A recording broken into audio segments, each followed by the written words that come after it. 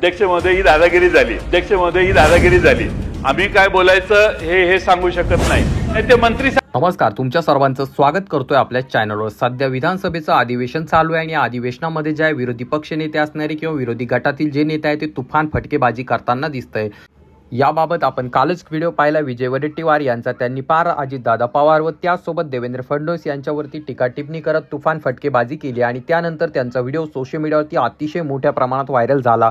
परंतु आता त्यानंतर जयंत पाटील हे जे आहेत विधानसभा भवनामध्ये बोलत असताना त्यांचं भाषण सुरू असताना मध्येच ज्या एक भाजपचा नेता उभा राहिला आणि त्यानंतर त्यांनी मध्येच ज्या जयंत पाटील यांना टोकण्याचं काम केलं. त्यावरती संतापलेले जयंत पाटील यांनी कुठल्या गोष्टीचा विचार नाही केला व काहीच न बघता त्या ठिकाणी थेट जो कोणी आमदार होता त्याला थेट सांगितलं, तू काय मंत्री झालास का? मंत्री झाला नाही तर मग गप गुमानं खाली बस. अशा प्रकारचं थेट भर सभागृहामध्ये त्यांनी वक्तव्य केलं आणि त्यानंतर त्या ठिकाणी मोठ्या प्रमाणात जे आहे त्यांनी तुफान फटकेबाजी करत जे आहे सत्ताधारी पक्षाला धारेवरती धरलं. तर चला पाहूया जयंत पाटील नेमकं काय म्हणालेत. परंतु तत्पूर्वी विनंती असेल, चॅनलवरती नवीन असाल तर चॅनलला नक्की सबस्क्राईब करा.